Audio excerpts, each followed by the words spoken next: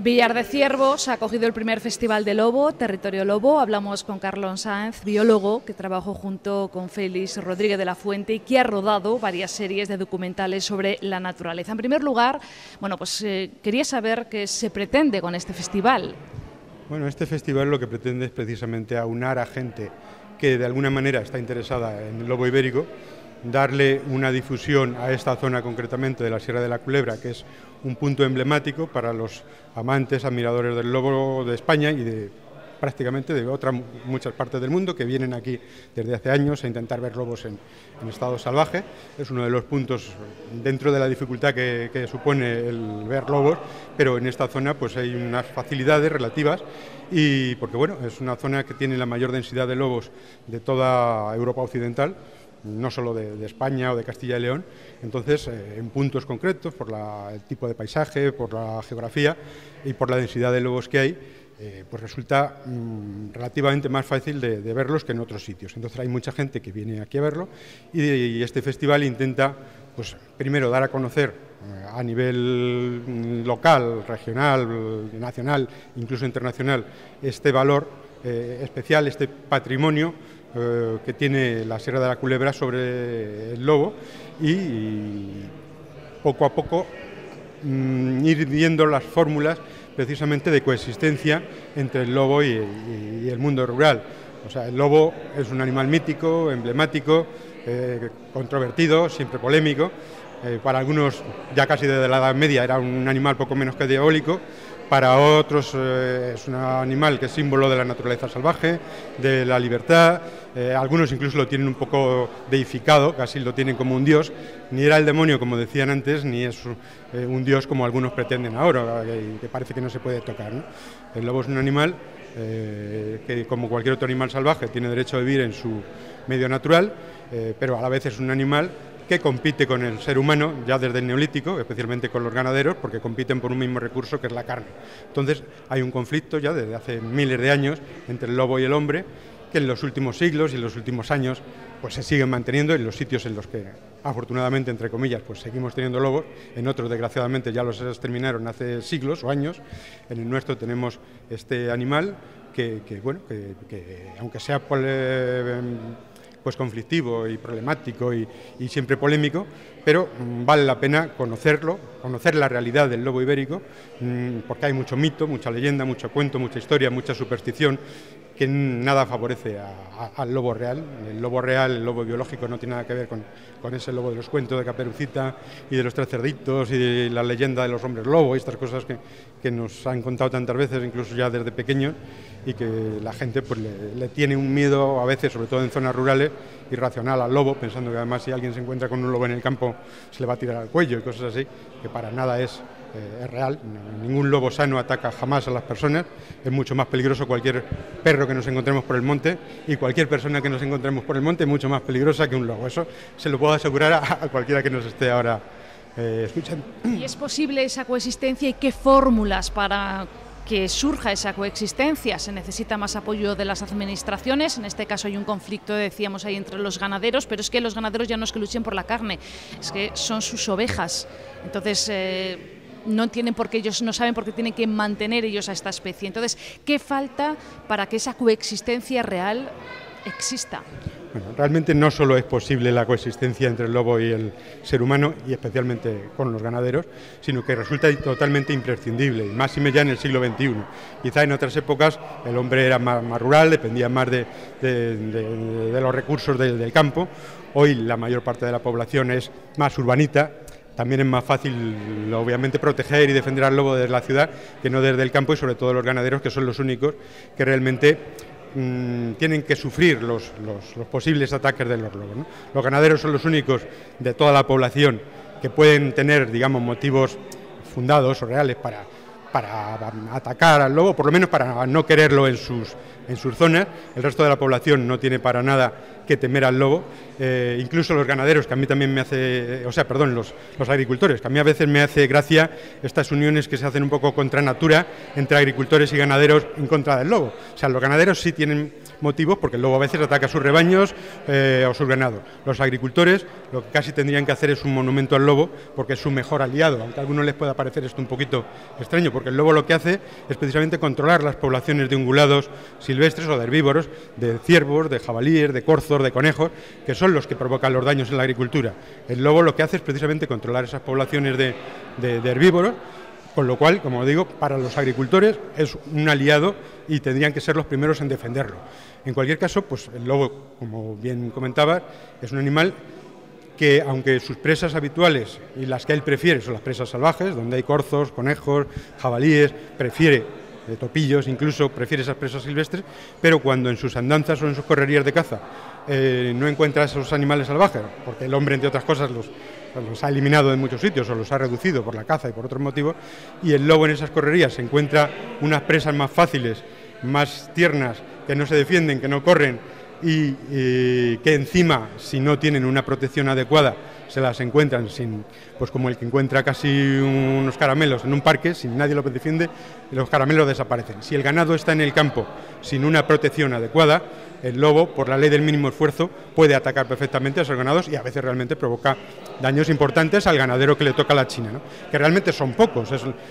Los daños que provoca el lobo a la ganadería son mínimos comparando simplemente con las bajas que hay en la ganadería por lengua azul, por tuberculosis, por todo tipo de enfermedades, fiebre aftosa, yo que sé, incluso por simples partos o por bajas naturales, ¿no? Los daños que provoca el lobo al ganado realmente son mínimos comparando con esas bajas, pero no hay que obviar o no hay que negar que el lobo a veces provoca daños en el ganado, y esos daños realmente el ganadero es el que no tiene que ser el pagano de mantener a una especie que es patrimonio de todos, no tiene que ser él el único que corra con los costes, con los daños que este animal, que para muchas personas nos encanta que esté en el monte, pero para ellos obviamente es un competidor y provoca esos daños. Entonces hay que ayudar al ganadero. Primero hay que reconocer la importancia que tiene el ganadero y la ganadería en nuestro mundo o en nuestra civilización, y sobre todo en el mundo rural, no solo porque es una actividad más que da de comer a muchas cientos o miles de familias, o cientos de miles, las que sea,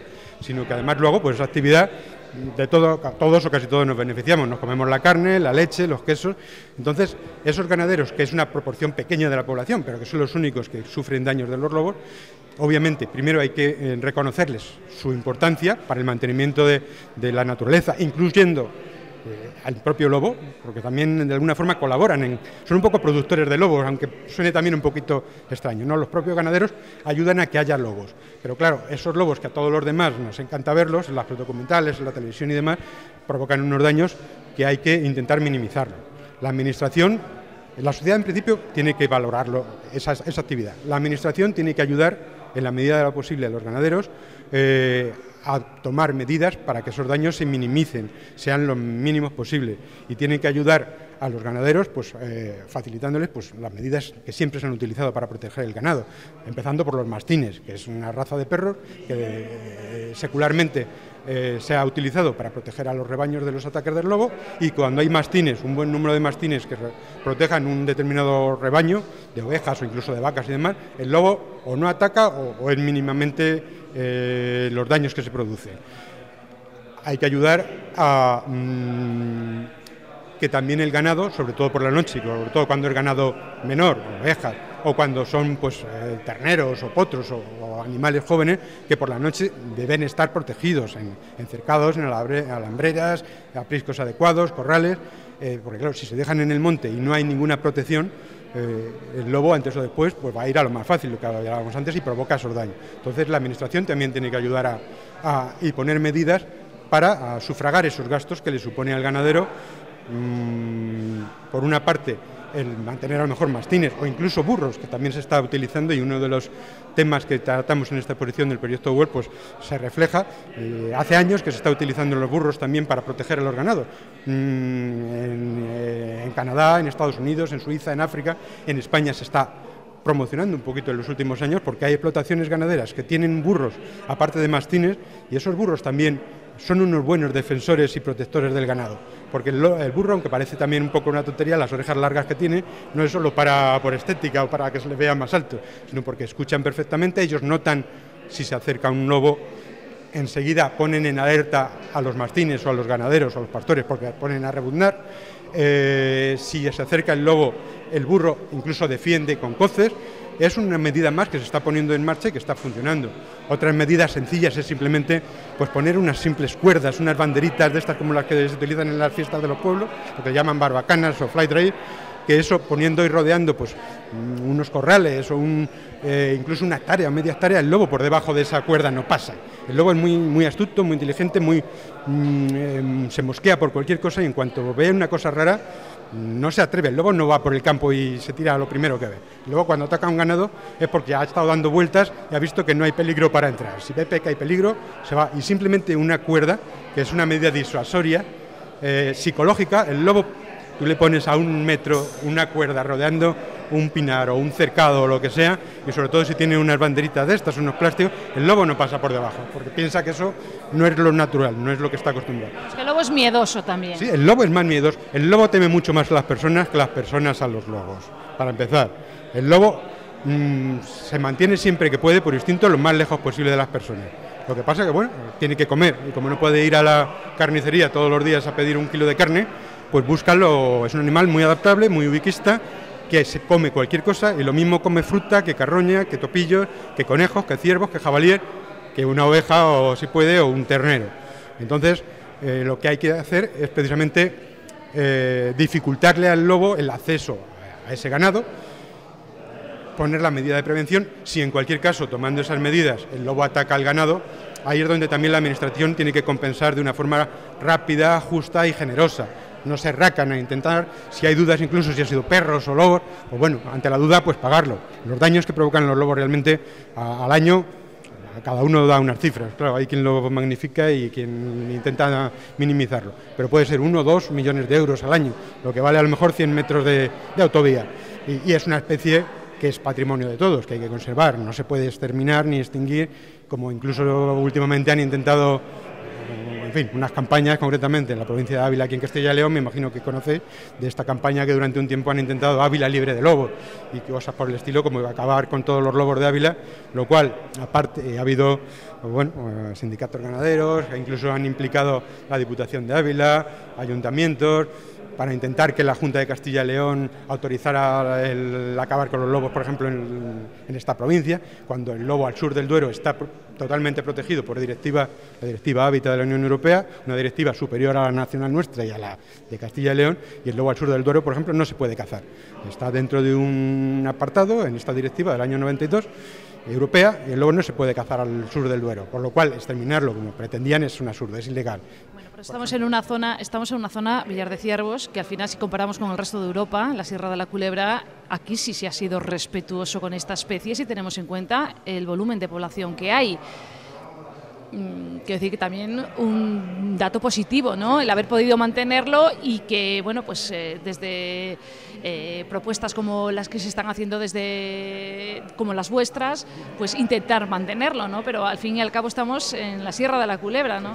Sí, realmente la Sierra de la Culebra es una zona privilegiada, como comentaba antes, tanto a nivel nacional como internacional, en la que se ha respetado y se ha conseguido esta convivencia entre el lobo y la ganadería, entre el ser humano, de siempre. Es un punto emblemático por esto. Y además es donde más lobos hay, la densidad de lobos mayor. Se calcula que en esta extensión, en Sierra de la Culebra concretamente, son unos 67.000 hectáreas de reserva regional de caza, unos 70.000 en total.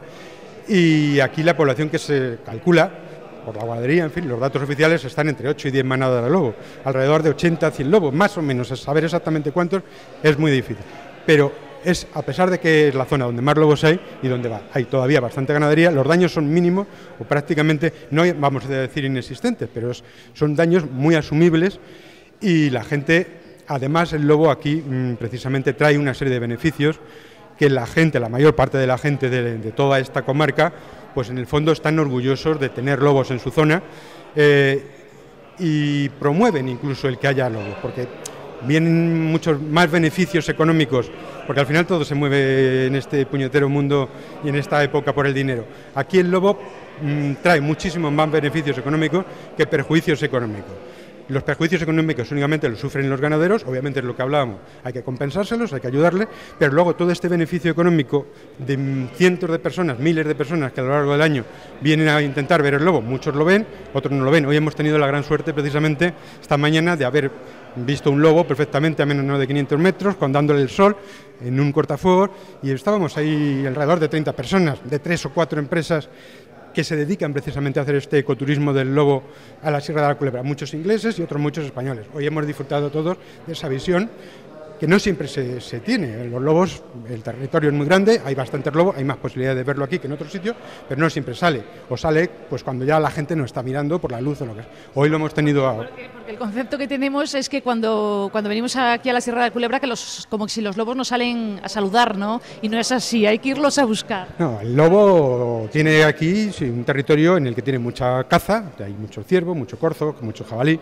y entonces ellos se esconden, tienen su territorio, están tranquilos, salen. Lo que pasa que, bueno, aquí precisamente la Sierra de la Culebra tiene una ventaja sobre otras zonas, que para algunos es criticable también, pero esto es una reserva de caza, nos guste o no nos guste. Aquí todos los años, desde hace no sé cuánto, desde que esto se hizo reserva primero nacional de caza en el 73 y luego reserva regional de caza, me parece que en el 96, aquí el lobo se caza todos los años. Entonces están muy controlados por la guardería.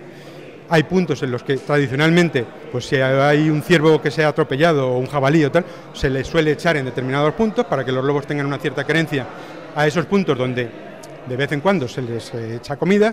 Entonces esos puntos que la guardería y la gente que conoce el terreno pues sabe, y que últimamente están muy delimitados para que no todo el mundo ande dando vueltas por toda la sierra, sino todos se pongan en esos puntos que tienen una amplia visión, con teleobjetivos, prismáticos, y con suerte, pues como hay mucho terreno y con muchos ojos mirando a la vez, siempre hay alguno que tiene la suerte de verlo. Rápidamente todos los teleobjetivos se dirigen a ese punto.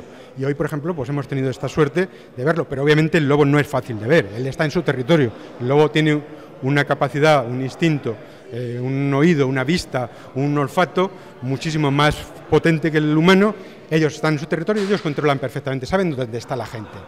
Lo que pasa es que ellos a una cierta distancia pues saben que incluso allí a 500 metros, a 1 kilómetro, hay una serie de gente allí mirando, ¿no? Pero los lobos, en general, desde mi punto de vista, pasa bastante de la gente. Él va buscando su comida y mientras que no lo maten, el lobo aquí se acaba adaptando. No atacan a las personas y además la gente puede tener la posibilidad de disfrutarlo. No es fácil, pero con paciencia, madrugando, quedándose a última hora y demás, y con suerte, yendo con personal a ser posible especializado y autorizado, porque este es otro tema. Aquí la Sierra de la Culebra es una reserva de caza, no puede moverse cualquiera por las pistas cuando quiere, donde quiere, en cualquier época del año. Hay que pedir una serie de permisos, la guardería, la Junta, la Administración, el que sea, lo autoriza. Hay empresas que se dedican profesionalmente a esto y llevan a la gente donde tienen más posibilidades de verlo. Y aún así no siempre se ve. Hoy ha habido suerte. Muchísimas gracias. Nada, a vosotros y nos seguimos encontrando aquí en el segundo, tercer, cuarto festival, ¿de acuerdo? Esperemos que sí. Esto es una primera iniciativa para intentar fomentar la zona, para que la gente aprenda un poquito a valorar este patrimonio que tienen, que es el lobo, que no lo tienen en otras muchas zonas, y también a sacarle, ¿por qué no?, un rendimiento no solo moral o ético o para poder verlo, filmarlo, fotografiarlo, sino también para sacarle un beneficio económico que repercuta en todos los pueblos de la zona, y es además una iniciativa extrapolable a otros muchos territorios españoles donde hay lobos y donde esto que se está haciendo en la Sierra de la Culebra desde hace años, cada vez viene más gente a verlo, también se está empezando a hacer ahora en otras zonas como en Riaño, en León, en Asturias, en fin, yo creo que es un buen ejemplo para los demás.